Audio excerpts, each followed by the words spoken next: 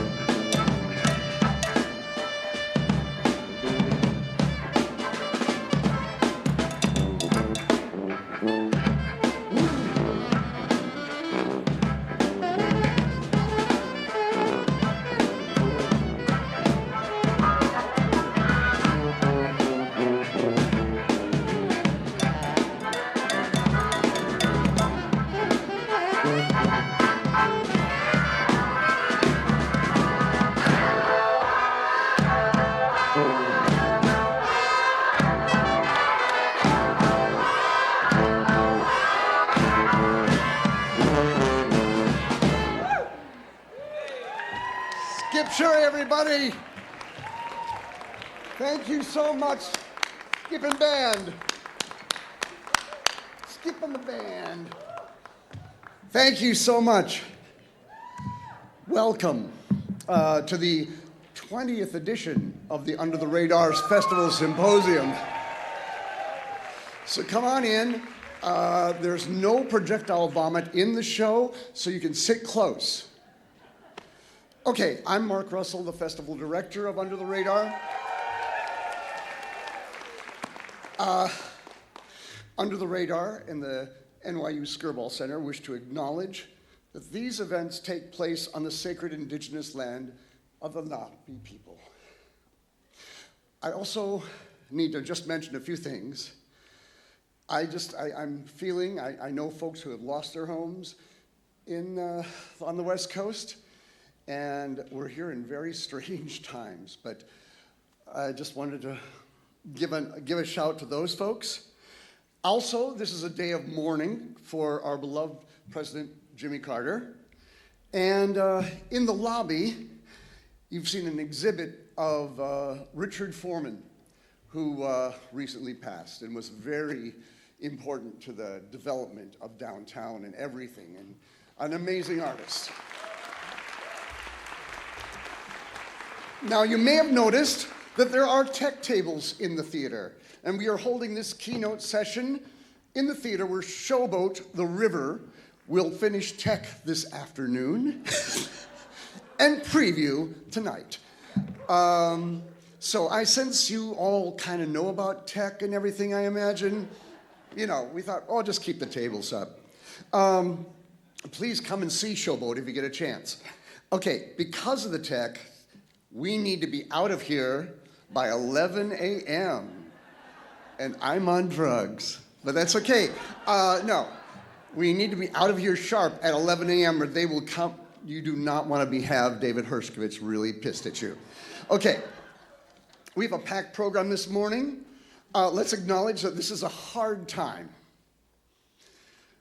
This is a hard time for the live arts in this country and in many parts of the world.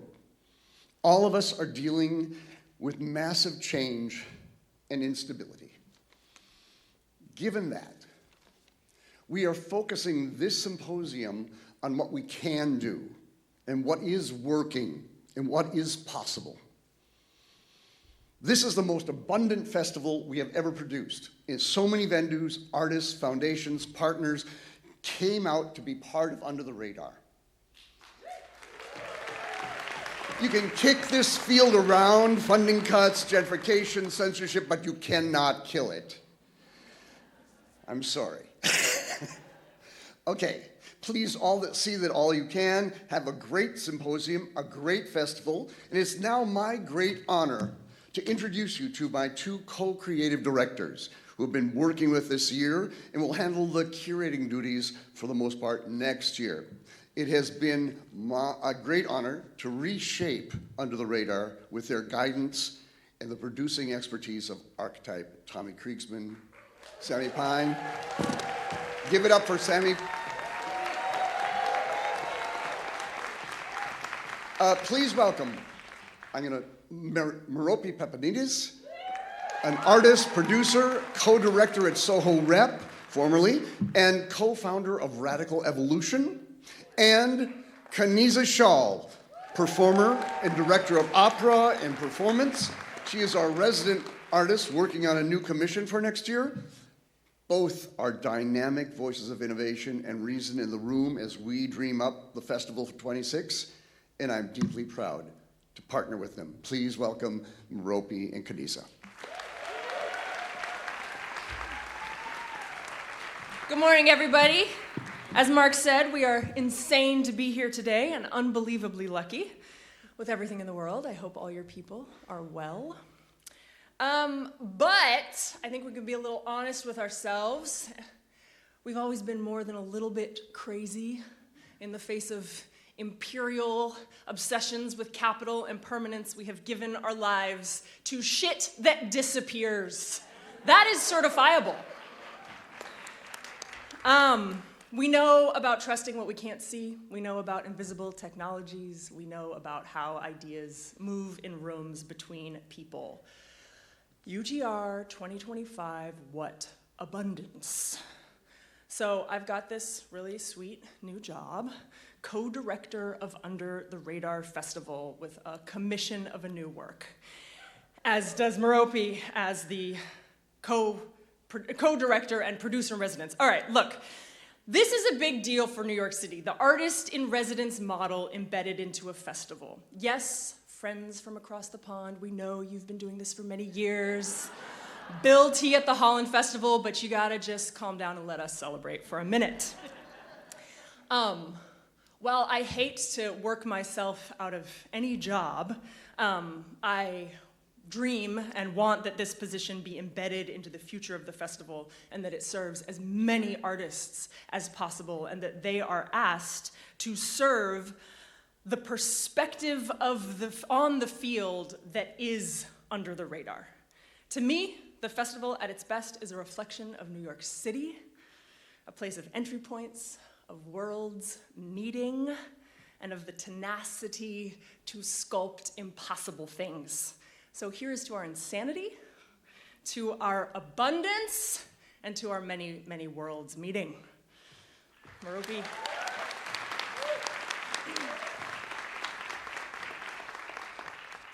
Hello, everyone. It's a pleasure to be here in community with all of you. As Kaneza and Mark have referenced, in this political moment, the act of bringing people together from around the world, across borders, across languages, across cultures, with a shared purpose to make art happen feels like an audacious act of optimism, which I believe is indeed the most necessary mindset for tackling what's ahead. This symposium and this festival is a place where relationships get built. We've crafted today with the goal of making space for that work to happen, because given what we're faced with in this moment, we believe that the only way forward is together. So we hope you'll take today to meet some new people, build with old friends, take those relationships forward, and I cannot wait to see the manifestations of art that will grow out of this weekend as we move forward together. Thank you all so much, and welcome.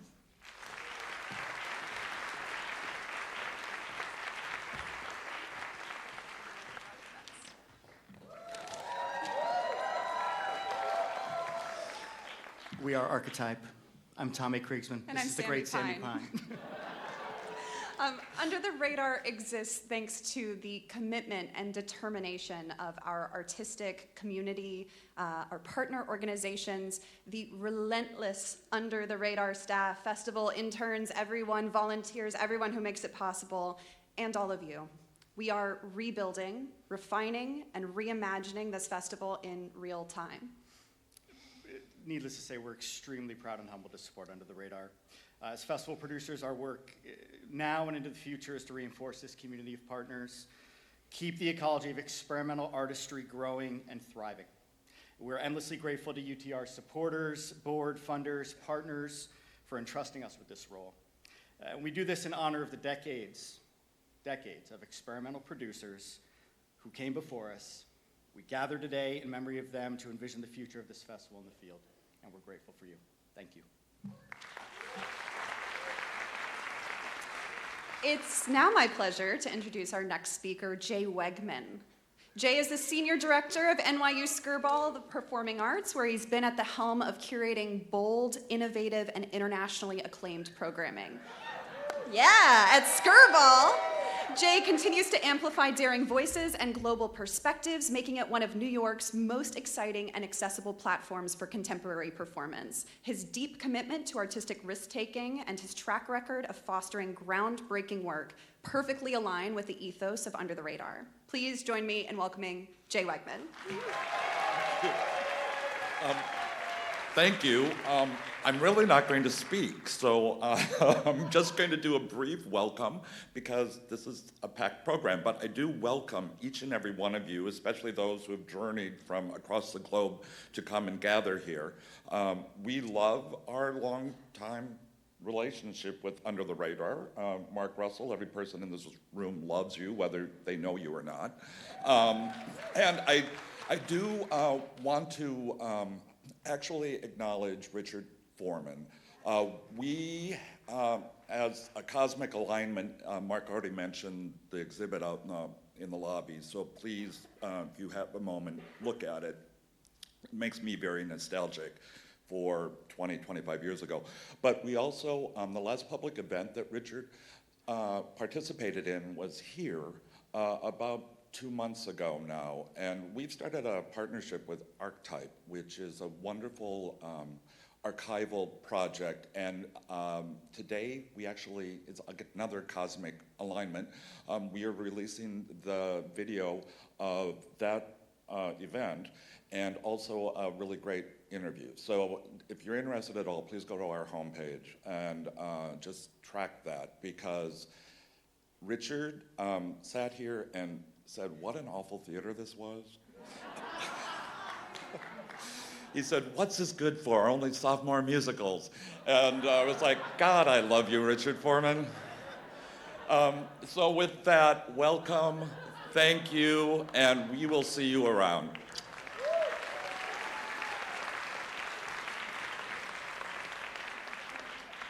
It is my absolute pleasure to introduce our next guest, Commissioner Pat Sweeney-Kaufman. Pat serves as the Commissioner of the Mayor's Office of Media and Entertainment, where she leads efforts to support and expand New York City's thriving creative industries. Commissioner Kaufman's remarkable career has been dedicated to growing opportunities for artists and creative professionals. Before her current role, she spent nearly 2 decades shaping policies and programs that strengthened film, television, and media production across New York State. Her vision for fostering economic growth while empowering artists has earned her national recognition, from Variety's Women's Impact List to the Gotham 50. But beyond the accolades, Commissioner Kaufman has brought incredible support to our field by strengthening the agency that fortifies our ability to continue our creativity in telling, shaping, and promoting our stories live here in New York City and beyond. Please join me in giving a warm welcome to Commissioner Pat Sweeney-Kaufman.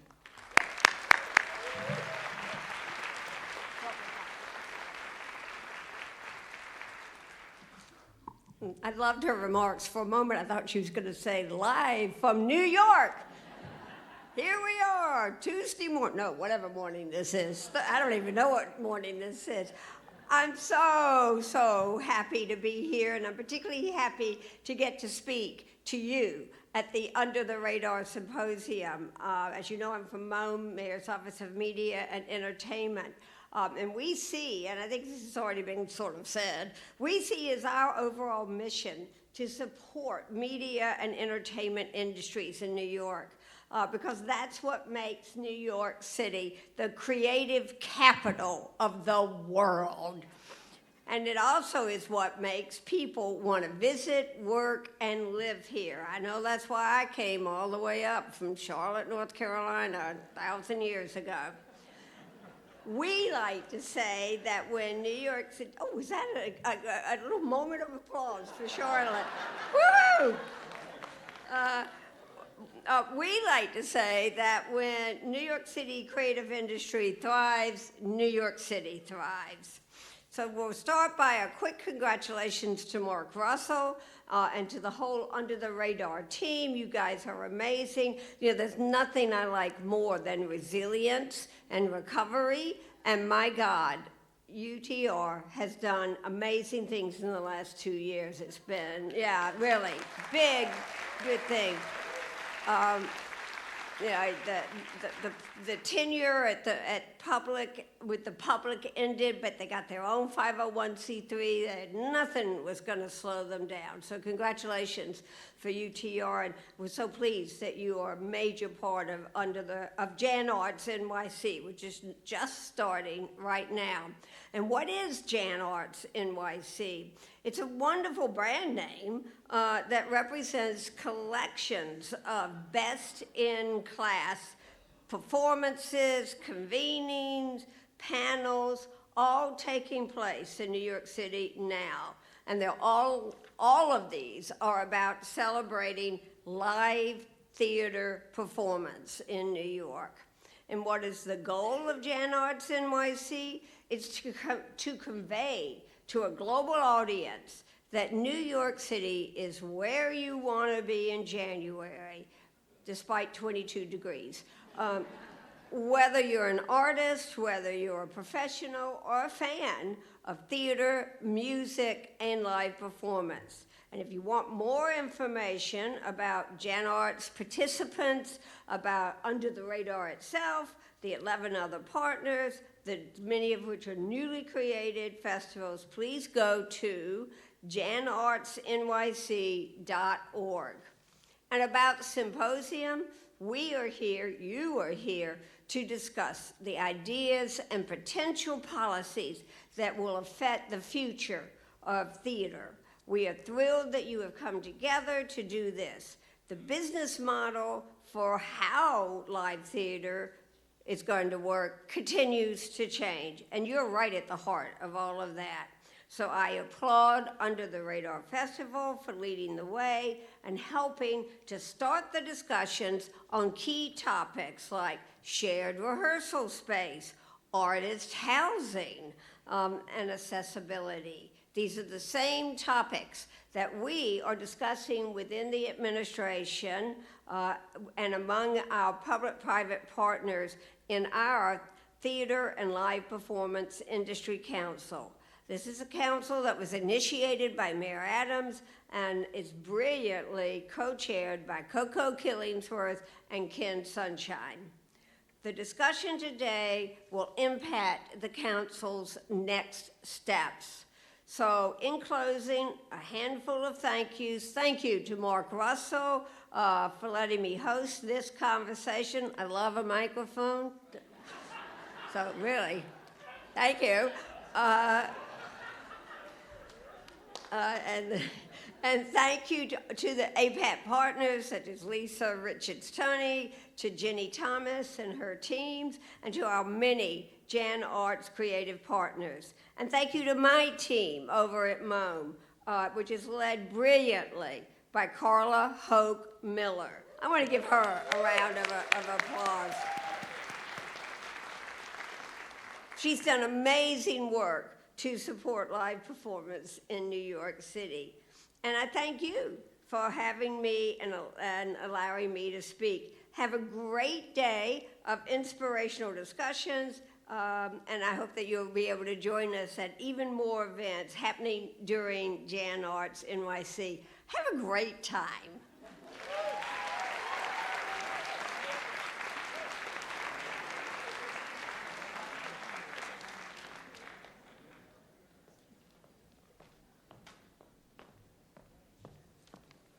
Thank you, Commissioner.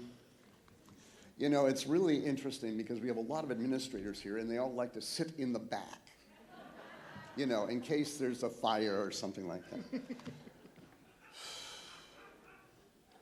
In memoriam, this is a particular time for us, and Tommy and I wanted to take a moment to recognize a few of the giants in our field that are no longer with us. This festival is dedicated to all of them. There are bios and links and articles about each of them on our website and in your packets. First of all, I want to honor the memory of Diane Ragsdale. Diane was our partner, our funder, our miraculous facilitator and teacher. She was essential to the Director's Circle meetings and was a key mind partner to me, Lane Czaplinski, Oscar Eustace, David Dower, and so many more. Her lectures on beauty will live forever. Tommy? We remember the unforgettable Philip Arnaud, the great global connector and unstoppable force of love, creativity, positivity, strategy, who founded the ongoing Center for National Theater Development, among a myriad of other organizations. Philip's essential work continues to prove the unique cultural impact of equalizing force of theater, erasing borders to bring us together in new ways and inspiring us all to keep doing the essential work at the heart of the global theater movement. And Morgan Jeunesse, for whom the titles activist, advocate, dramaturg, they just don't begin to encapsulate how deeply felt her collaboration and friendship was to so many of us. Imagining a world without her it's unfathomable. There's simply no match for her heartfelt intellect, singular insight, mindful encouragement, understanding of process, and boundless belief in theater's ability to change hearts and minds. Her mark on the theater is massive, and her voice will resonate for audiences and makers for decades, centuries to come. Yes. I've been saying that I made this festival for Morgan. I wanted to surprise Morgan. If I surprised Morgan, I was doing my job. Or I would also get a lot of good crits right away. She's totally beloved. David Schweitzer. David was one of my many secret weapons. He was a director extraordinaire, once a protege of Joseph Papp, and then a renowned director on the West Coast and here in the city. David was essential to the work of Carmelita Tropicana, Marga Gomez, Mike Albo, and the list goes on and on and on. When an artist was floundering, I could always introduce them to David, and he would do his magic and pull performance artists into the theater, comedians into evening performances. He was a special guy, and he wore a lot of leopard skin. And then finally, Fred Frumberg. Who knew Fred? Fred was an amazing person. He was a stage manager to the stars, working with so many of the artists of our time, touring with them, organizing their lives and productions with his cool elan. He took a break and went to live in Cambodia for over 10 years, helping to retrieve their culture after the killing fields and building an organization that continues today. He then went to UCLA and worked with Christy Edmonds to shape that program. Anyone who met Fred fell in love with him. He will be sorely, sorely missed. All of these amazing people worked behind the scenes, essentially, in rehearsal rooms, in classrooms, on airplanes, or pleading our case in front of funders. They were heroes and mentors to so many in our field. I don't know how to imagine the future without them, but we will. Their memories and deeds will show the way. Since they made it possible for so many artists to thrive, I think we should acknowledge these heroes with a standing ovation. Please join me. I know they can hear us. If you're watching on Hallround, stand up in your living room. Give us a round of applause for Diane, Philip, Morgan, David, Fred. Under the Radar is dedicated to you. Stand up. Let's get it. Thank you so, so much.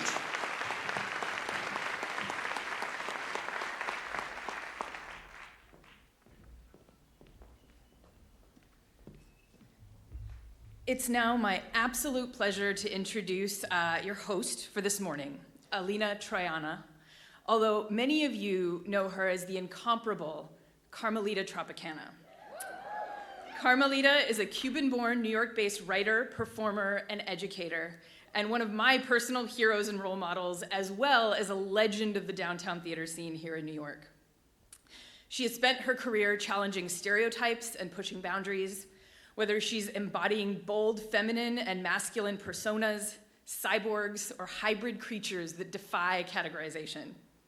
Most recently, Kamilah closed out Soho Rep's Lower Manhattan building with an incredible run of her show, Give Me Kamilah Tropicana. Yes, round of applause. Which cemented her legacy as a trailblazer who leaves an indelible mark wherever she performs. Please give it up for Kamilah.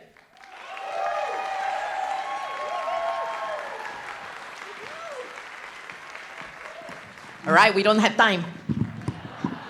Hello, people. You know me. I know you. I don't need no American Express card. I am Kamilah Tropicana, Miss Louis Iberican famous night of the Danish superintendent performance artist. How's that? Okay. Yes. How you doing, people? Mi gente, I feel you. I feel you, but we gotta go fast. So a lot of stuff that I have prepared right here has been already said, but I just want to acknowledge that all the people that Mark and Tommy said, you know, we are holding inside of us because those are the spirits that keep us going. As you can see, I am dressed in my camouflage. And if I didn't have the bananas, you wouldn't see me. That was a joke I just got from someone. It's okay. I just want to say that, you know, Under the Radar is an amazing festival. It, you know, like theaters need artists. They need to provide a home for artists. And Under the Radar is a home for artists. And it's been around. It is 19 years old and going strong. When people were saying, maybe it's not going to happen, what happened? The people stood up and said, it must, because this is important, and we have to go on with Under the Radar. And what happened? We are here tonight. Tonight? Today. Okay, I am very happy to be here, and for me, Under the Radar has been wonderful because the work that is, presented under the radar, sometimes makes you cry in one eye, laugh in the other. It baffles you, it flummoxes you, and it gives you questions, or many questions. So this is why it's important, and it's also international. We need to have international artists coming here to New York and us going someplace else. That is really important. It's the flow of information from here to there. Oh my God, it's just lovely. So let me bring the first guest, because we have 3 people that are going to give you an amazing speech about what's important in the arts and why they are in the arts, and maybe even more. I want to bring the first one who, well, I knew it was a sign yesterday when I was crossing 7th Street and somebody yelled, "Carmelita!" And I went, oh my God, this augurs well for the Under the Radar Festival, because it was one of the keynote speakers. And we hugged ourselves because we knew we were in this together, in the trenches together, because we are gonna have to fight like hell. This person, maybe I can say so that you can maybe imagine who I'm going to introduce. I can start with the Shakespeare, or as the Italians call it, Shakespeare. Let me not to the marriage of true minds admit impediments. Love is not love when alteration finds. This person was in the Oregon Shakespeare Festival. She knows Shakespeare backwards and forwards, and down and up and every side. And then also is now leading the Ping Chong Theater Company. And this person is also a director, an amazing director of, had a play called Where We Belong, and also a play called Skin Folks. So, mi gente, my people, I give you the one, the only, amazingly talented, it doesn't get better than this, than a queer immigrant from Singapore, Mei Ann Teo! Mei Ann Teo, come on up!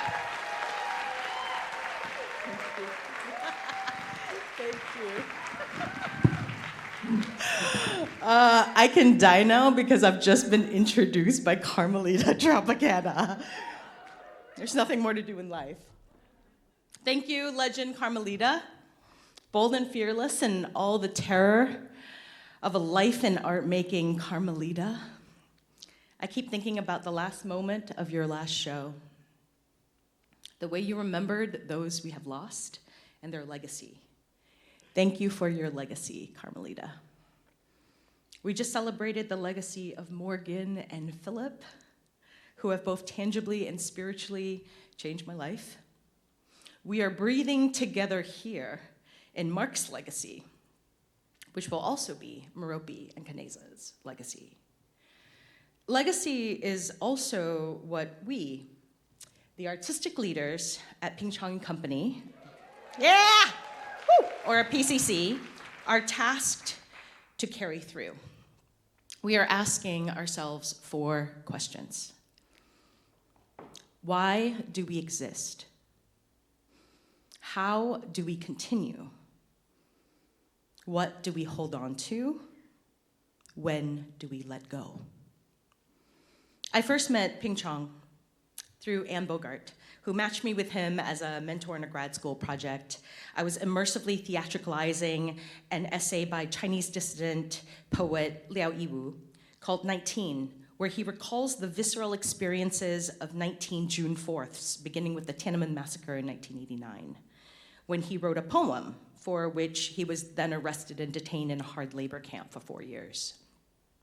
Ping was truly a match made in heaven for me, an artist whose generative work wove disparate histories to find new connective tissue to understand the human condition, who was utterly Asian and beyond Asian, and who has limitless curiosity and capacity for listening and supporting people and sharing their lived experiences.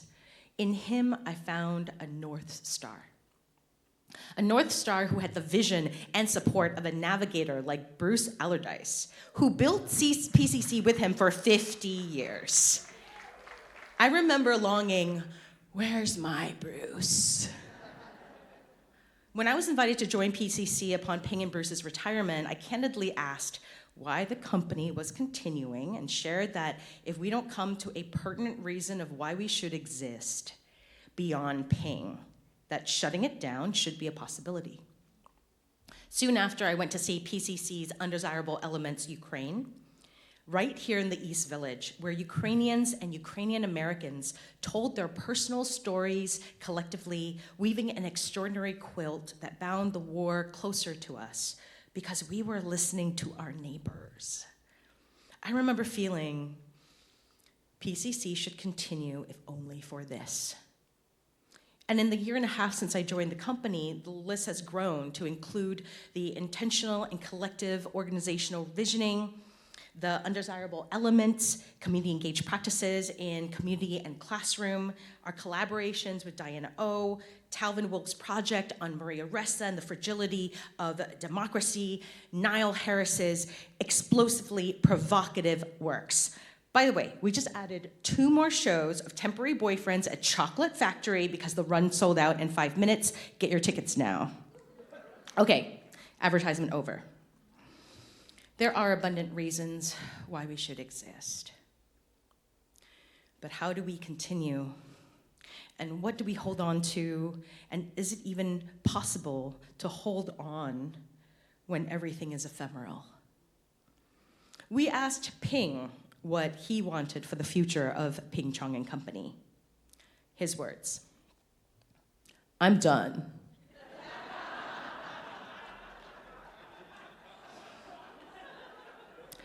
Feel free to be yourselves with your own vision. It's a vessel for artists at a time where it's so difficult to be at home. I would be happy if we continue to be curious about the rights of every human being in the world and our humanity and the loss of humanity in this time. That's what matters to me. North Star."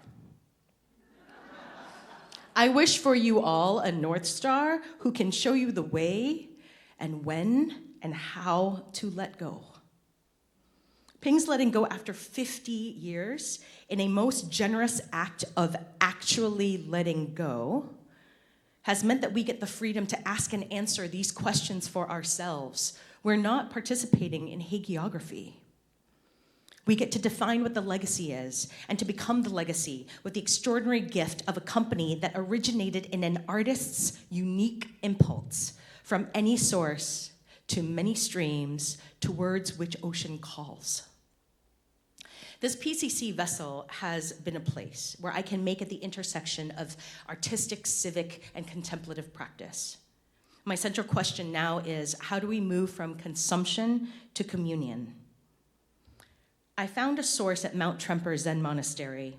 Oryoki, translated as just enough, is a highly choreographed meal ritual that asks the participant who is served a meal to only ask for what you need. And it might result in public humiliation if you greedy fuckers take more, because there's no moment in this highly choreographed, silent ritual to empty your bowl into the trash. When you come to the end of the meal, the bowl is wiped clean with bread that you eat, then washed with green tea that you drink, and then wiped dry by the very cloth it had come wrapped in. No waste, every grain of rice accounted for. It's been the seed of the next work I want to make. So when the opportunity of our annual event came, where we gather of our community, share artistry, and break bread, I thought, let's roll the workshop budget into this event budget, and we adapted this meal practice for ourselves. Sarah Zatz, in her 28 years of working at PCC, helped me curate the performers of the ritual, a beautiful cross-section of staff, leadership, former casts, current teaching artists, and even board members. The artistic leadership team, including our 8 months preggers, Managing Director Jane Jong, helped wrap 150 coconut shell bowls with cloth napkins. 2 hours before the event started, I served all the performers with a meal ritual. After eating in silence, they each shared how they came to PCC. The refrain I heard again and again, being a part of that changed my life. That table contained so much history, so much legacy of service into artistic expression that tangibly and spiritually shifted each life. Ping was not there at that table, but Ping was there at that table. The rehearsal room is that table. The board meeting is that table. This symposium is that table where we must ask, why do we exist? How do we continue? What do we hold on to? When do we let go? And now you're all in my existential crisis. I'm sorry, you're welcome. So 2025, we know what's coming, but we don't know what will happen. We know who is being targeted, but not when the rest of us will be added to that list, and we will be. What will we need? Can the theater offer practices to survive?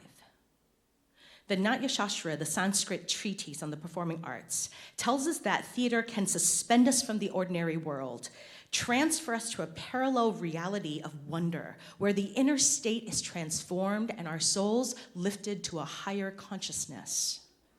We have inherited the legacy of a form that can do this if our practice is aligned with that purpose. Our art is not only able to reveal the way the world works, it can show us how to live. We can do this. Thank you.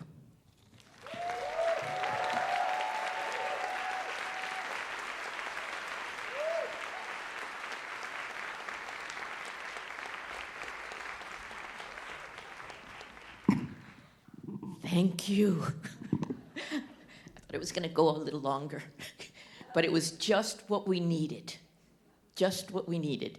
And now we're going to go to the next speaker, because we have a trifecta, a triumvirate of amazing speakers with POVs from all different parts of the world. So we are going to say, you see, Carmelita, I am very good with the tongue. That means I speak a lot of languages, okay? I don't know what you're laughing at, but it's okay. I want us all to say ikaze. And I hope I said it right. We will know when our next speaker comes on. He's an actor. He has made an impact across the world in all kinds of arts. He has collaborated with Peter Brooks. What else has he done? This is one of the things that I love about, Under the Radar, or anything that sometimes Marx throws at me in terms of, being an MC. You get to find out about people and their work. And this is really important because, you can only stay current if you stay current with what's going on in the different parts of the world. So he is also a person that was a founder of the Rwanda Arts Initiative. He made an amazing monumental work called Rwanda 94. He is a writer of a book, Hiwa Rwanda. And I just want to say, I met him backstage, and what a graceful soul. So I want us all to welcome Dorcy Rugamba. And I hope I said it right. Dorcy, did I say ikaze right? Yes, thank you so much. Thank you. Thank you. You're just...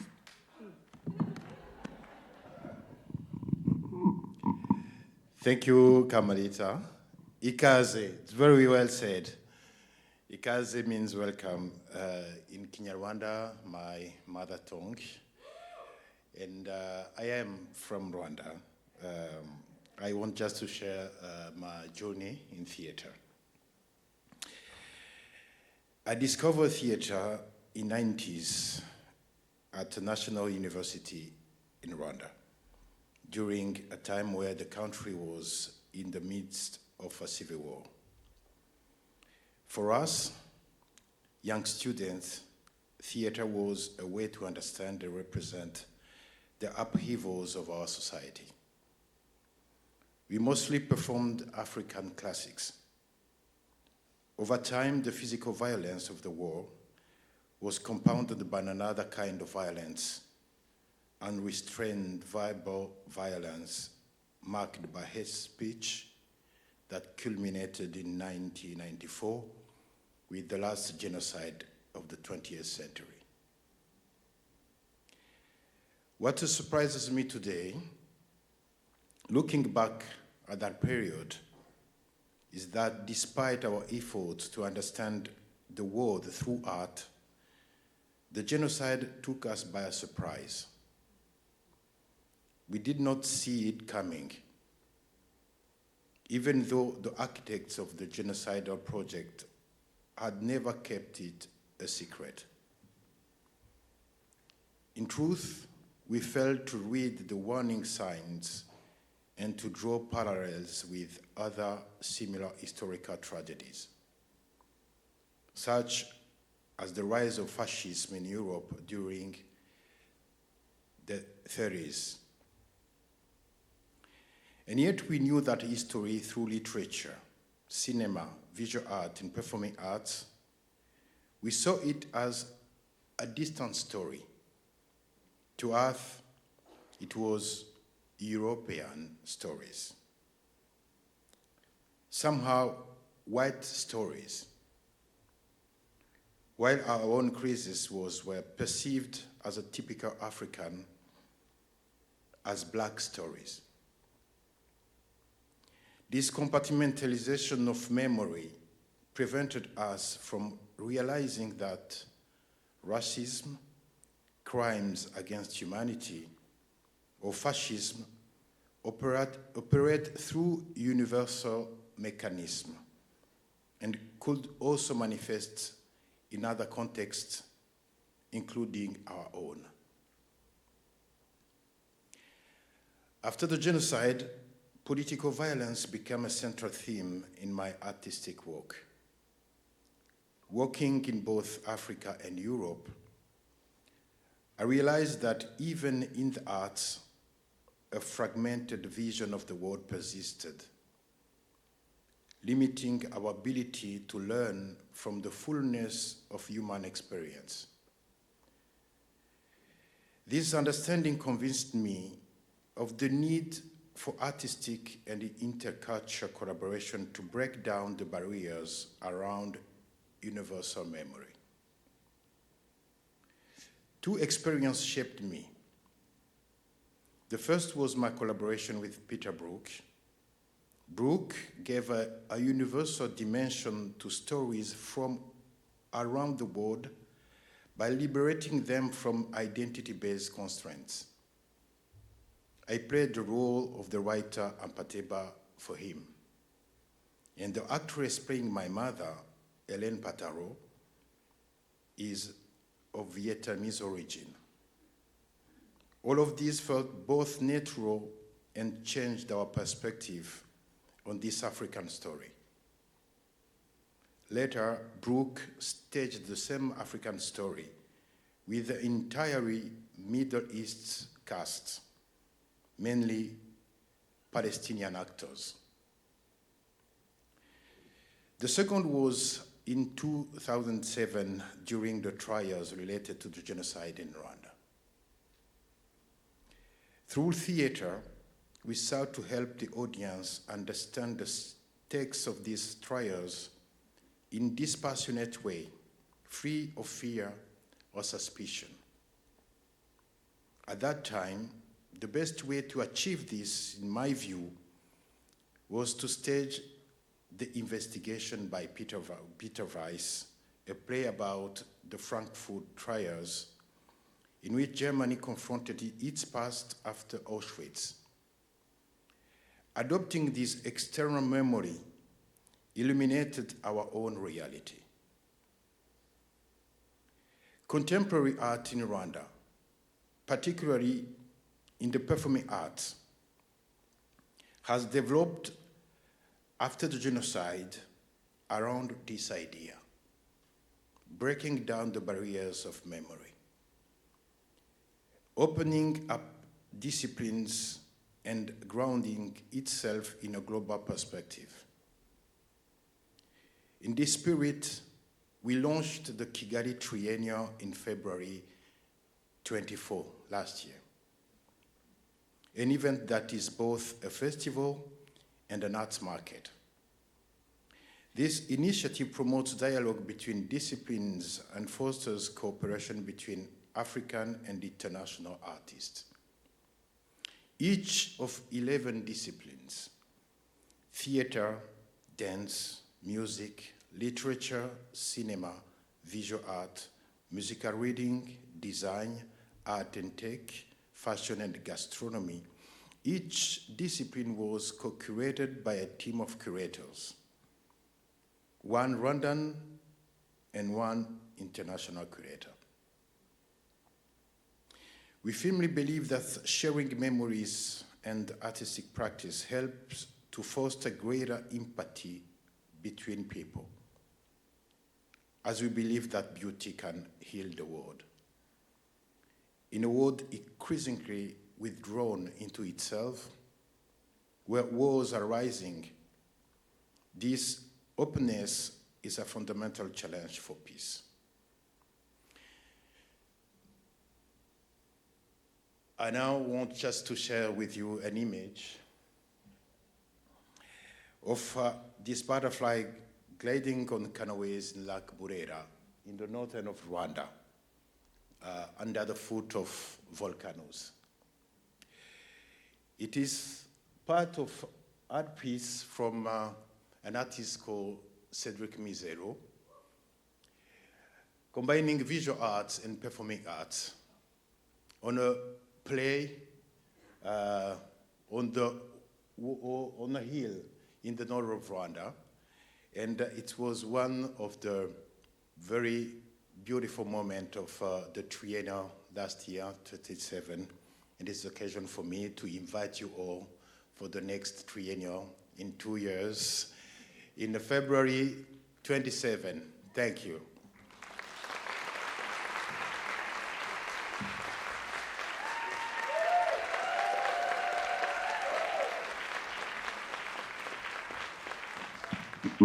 Thank you, Dorcy. I'm good with tech. Doctor in the house? I need mouth to mouth. Okay.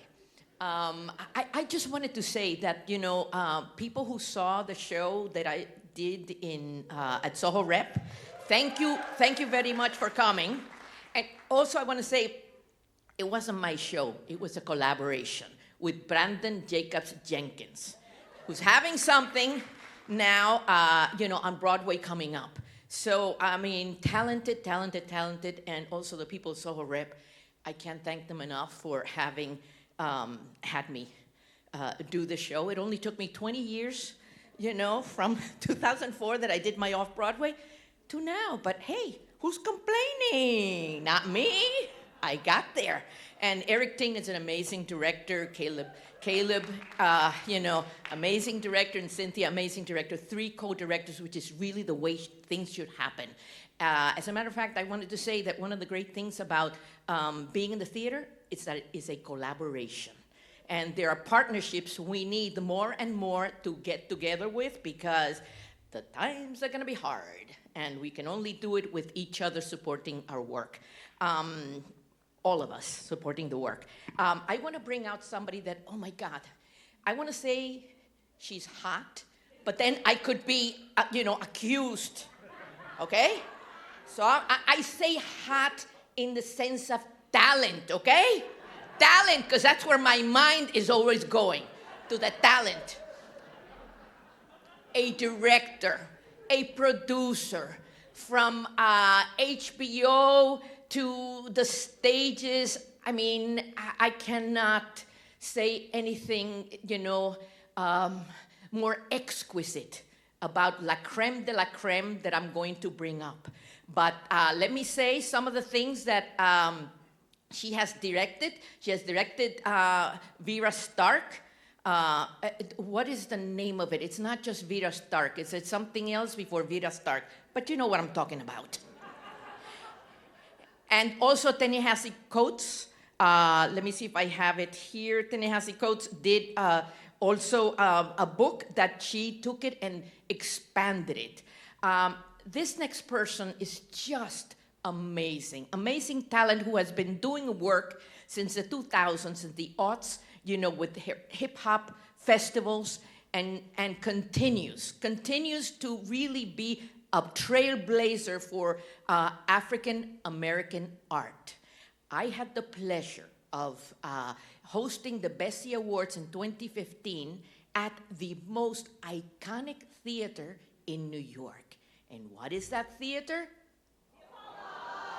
That's right, the Apollo. So ladies and gentlemen and all genders, please, mi gente, my people, bring it up for Kamilah Forbes.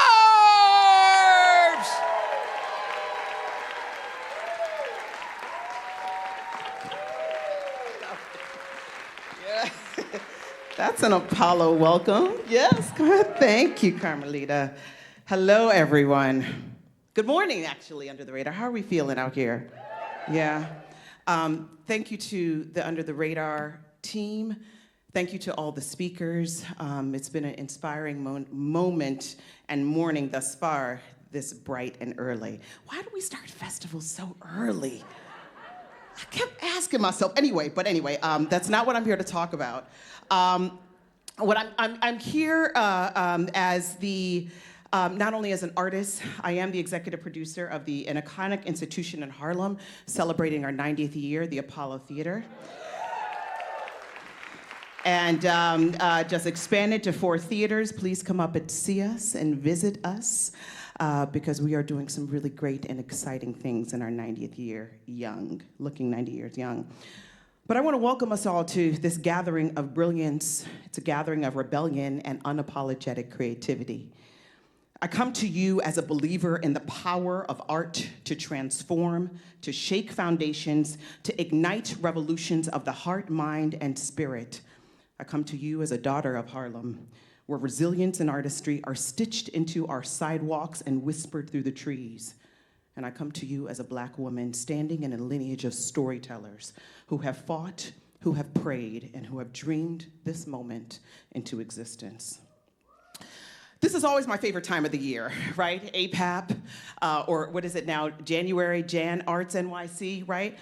It's like a class reunion in New York City for the performing arts field. You get to see old friends, meet new ones, but more importantly, I love UTR because it always makes my APAP experience. UTR has always been the cooler, the hipper cousin to APAP. UTR was always my tribe of people, mostly because we sit outside of center. Outside of center, like many of us in this room. So I want to talk a little bit about Mark Russell, the center, the king of outside of center. I first met Mark back in the late 2000s, back in the late 90s, early 2000s, when myself and creative conspirators Clyde Valentine and Danny Hawk felt that mainstream theater, yes, please, my brothers, that mainstream theater did not have a welcoming place for our generational voices. Well, actually, we were just being completely ignored. We had a wild idea to start a festival that celebrated young artists' voices, our peers, voices of color that existed outside of center. Folks like Sarah Jones, Benji Reed, Teo Castellanos, Mums, Mark Bamuti Joseph, Chris Diaz, Issa Davis, and Universes. And Mark Russell raised his hand and said, "Here are the keys to PS 122. You have a home here." Those were truly glorious years. They were glorious years of young audience members in t-shirts and baggy jeans and backpacks lined up around blocks of a Lower East Side theater in the height of New York City summer hot. The theater was everything a downtown theater should be, full of grit and guts and lots of dust, but all fire. The art was unbridled and fearless. It was glorious, it was life-affirming, it was art at its best, always finding a way, always making a way.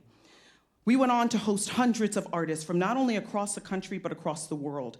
We continued to host the festival at PS 122, then across venues across New York City, expanded the festival to DC, Chicago, San Francisco. The festival ran close to 20 years across the country. Our artists from the festival went on to perform at larger stages across the country, writing for television and film, winning many awards, Tonys, Oscars, you name it. And PS 122, the theater home of Leguizamo, Finley, Bogosian, continued to thrive. Mark pushed the envelopes and boundaries, set his sights on other lily pads, starting UTR, first in Brooklyn, then the Public. UTR became a citywide fixture, one of the leading annual art festivals in New York, but quite frankly, in the country. And for the last 20 years, being housed at the Public Theater, which was the country's leading regional theater. So wow, no longer outside of center, we mainstream. Mama, we made it. But now here we stand, January 9th, 2025. There have been more moments than not where I've woken up with a heaviness on my spirit. And I watched as political and social progress are being threatened as if in sinking sand. I watched as arts funding have reached to an all-time low. I watched as books and ideas are being banned with a frequency and ease as if the act does not contradict the core of our American democracy. But I'm reminded by the words of Toni Morrison in this moment. The time when artists go to work is not when everything is fine, but in times of dread. These moments we know all too well. It was out of the moment of dread where we picked up the bullhorn. Bessie's Blues reminding us the country of our humanity. Billy's Strange Fruit as an outcry of the continued horrors perpetuated in the shadows that got her banned from many a stage. And Lorraine's portraiture of the red lines that existed around Black bodies. Baldwin's writings that choreographed us a path to liberation of freedom for a people. Artists like Paul Robeson, Primo Levi, Ai Weiwei, Oscar Wilde, Pablo Picasso, Dashiell Hammett, Wole Soyinka, Dostoevsky, Lillian Hellman, Salman Rushdie, Herta Miller, Walter Benjamin, those works existed amongst moments of uncomfortability, dread, and erasure. In those moments, they all picked up a pen, a brush, a mic, and they got to work. Hell, when Under the Radar was on the brink of extinction at the Public, the producers said, fuck it. We don't need one theater. We're gonna take over the whole damn city. The whole city will be our stage. Our power does not exist in the applause, but in our imagination, our ability to render another way possible, to challenge the world around, outside of center. We must sit in the margins to have the right angle, to have the right viewpoint, to tell the truth, the whole truth. We do not exist in the center of comfortability. We do not exist to make board members comfortable. We do not exist to appease the status quo. When we don't quite fit in is exactly when we are doing our job. We are truth tellers. We reflect humanity at its core, the beauty and the uncomfortable truths. You are power artists. We are power. The world needs you. It needs your messy, your complicated, gorgeous visions. It needs your stories that don't fit neatly into boxes. It needs your courage to dream, to disrupt, to insist that we can be more, that we can do more, that we can love more. The chair of the NEA, Dr. Maria Jackson says, democracy demands wisdom, democracy demands vision. Well, if that's the case, we are the weavers of our democracy. So today, we gather under the radar, but make no mistake, this is where the ground swells. This is where movement begins. This is where the unseen becomes undeniable. Under the Radar is not just a festival, you see. It is a crucible, a proving ground, a sanctuary for the bold and the brave. This is where we dare to ask the questions that burn in our chest, to name the truths others fear to utter, to imagine a world that does not yet exist, and then set about creating it. So let us sit boldly in our place outside of center. Let us honor the audacity of every single artist who will take the stage during this festival. Under the radar, let us light this city up with a kind of fire that warms, a kind of fire that illuminates, the kind that burns away what no longer serves us. And in closing, I want to remind us the longer quote from Toni Morrison. I know the world is bruised and bleeding, and though it is important not to ignore its pain, it is also critical to refuse to succumb to its malevolence. Like failure, chaos contains information that can lead to knowledge, even wisdom, like art. So this is no place for self-pity, no need for silence, no room for fear. We speak, we write, we do language, and that is how civilizations heal. So I invite us all, pick up your pen, pick up your brush, pick up your mic, and let's get to work. Thank you.